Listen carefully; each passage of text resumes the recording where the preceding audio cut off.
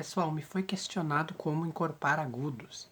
E isso veio como uma pergunta muito pertinente aqui, para com tudo que eu falo, que o que eu sempre falo é que cantar a região média para a região de passagem e a região aguda é o que vem a ser mais saudável. Aliás, é o que é saudável e correto. E não como aquelas pessoas que ficam tentando encorpar graves e fazer nuances na região grave. A região grave é nossa, que é tão pobre. Região grave que canta aí 2 notas, 3, quando muito.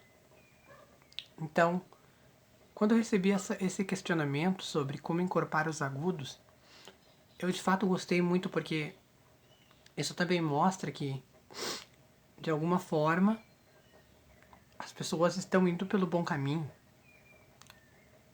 Se estão indo pelo bom caminho é porque estão sendo guiadas da forma correta, que é para buscar região média para cima.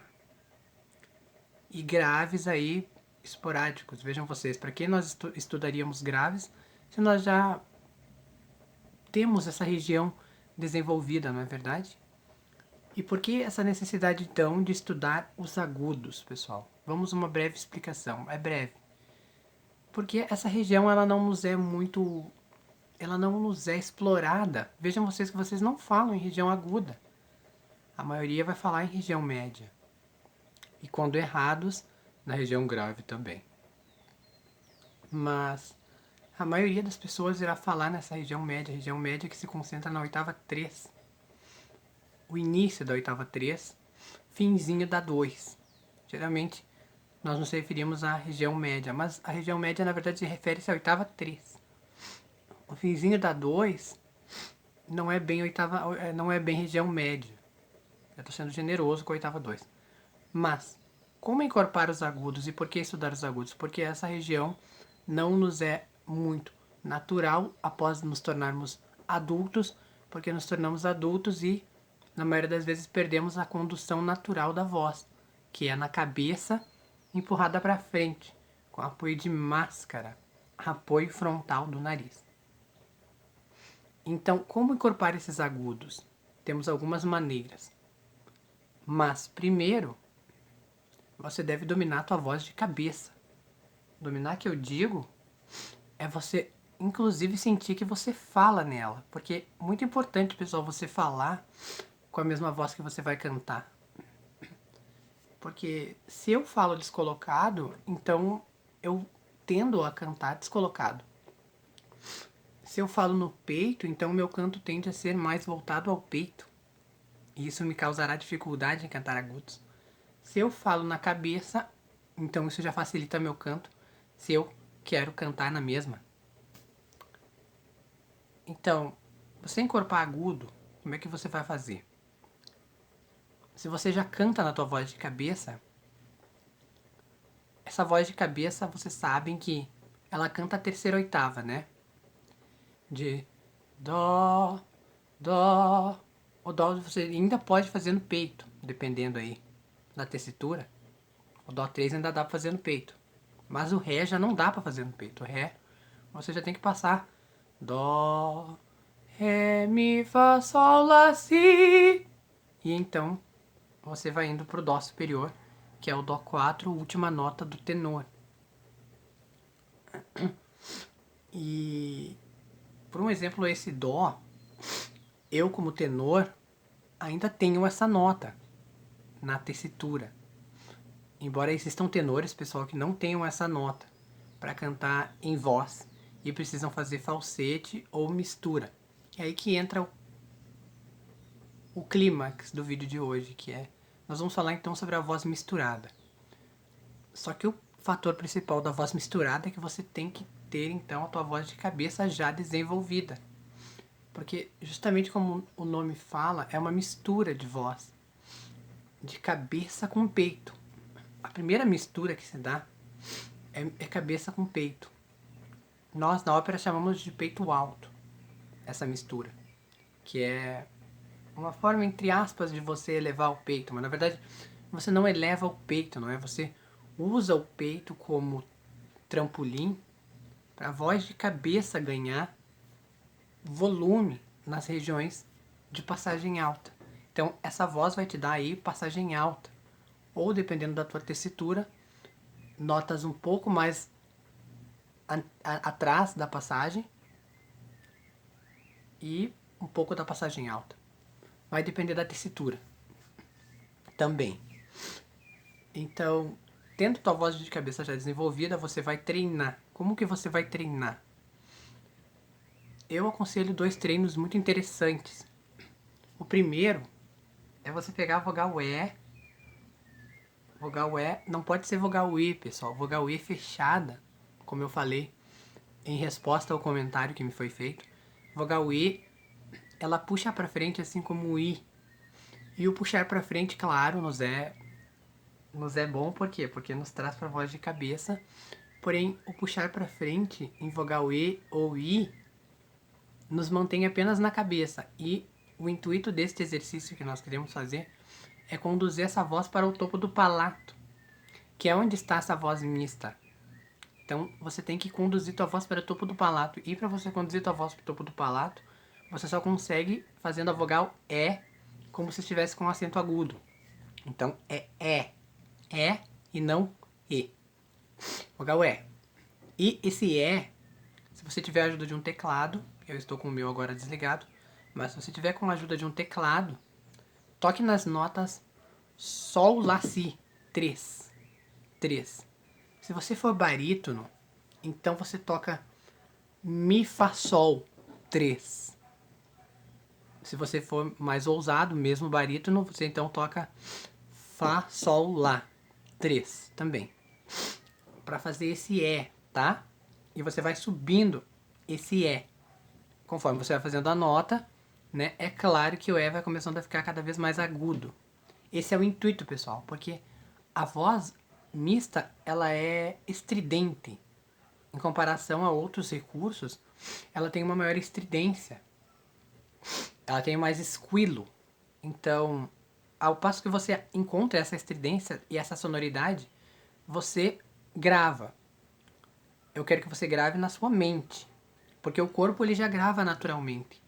Mas nem sempre o corpo consegue reproduzir de maneira mecânica sem você ter guardado na sua mente. Você tem que memorizar na mente. E então, o corpo já tendo memorizado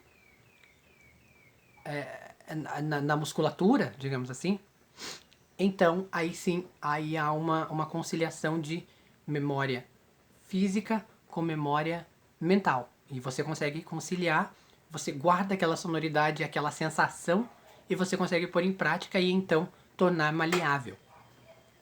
Então, de Sol ou Fá, Sol, Lá, Si, vogal E. Perceba que o E, pessoal, ele já nos conduz para o topo do palato. Porque ele não é uma vogal que está aqui na frente. Aliás, ele está na frente. Porém, ele está já levando para cima. Ele já está conduzindo a campainha porteira do nariz.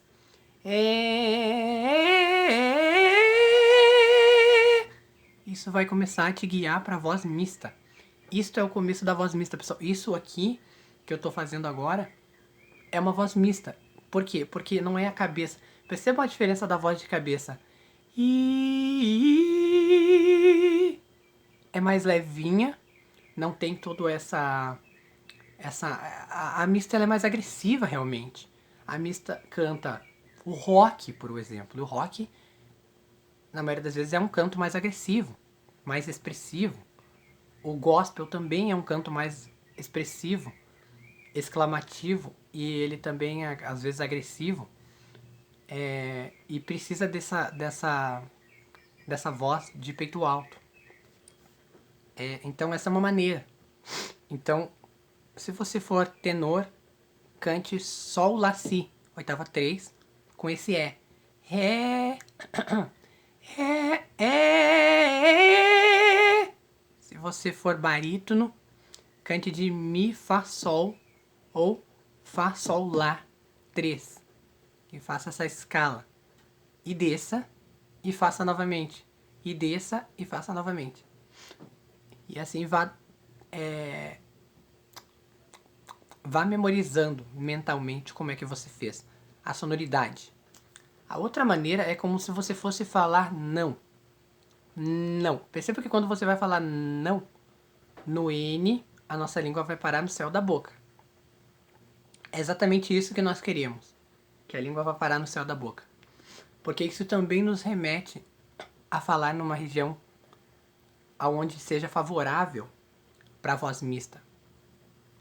Então, você não termina de falar a palavra não. Você faz n. Na, na. E veja que pra mim já é muito fácil. Eu já treinei muito nessa região. Foram 5 anos, pessoal, para poder encontrar essa voz. Eu antigamente só cantava na cabeça. Com os primeiros 5 anos de estudo, eu cantava na cabeça, cantava no peito. E fazia falsete. E com mais 5, eu consegui o domínio da voz mista, que é essa que eu estou lhes ensinando agora. Então você não termina de falar a palavra não, você faz o na, na. Mais uma vez tua voz vem parar no topo do palato, na porteira do nariz. Bate aqui na porteira do nariz. É isso que você quer. Segure esse som desse na. Na. Vá segurando. Na. Veja o quanto que você consegue segurar.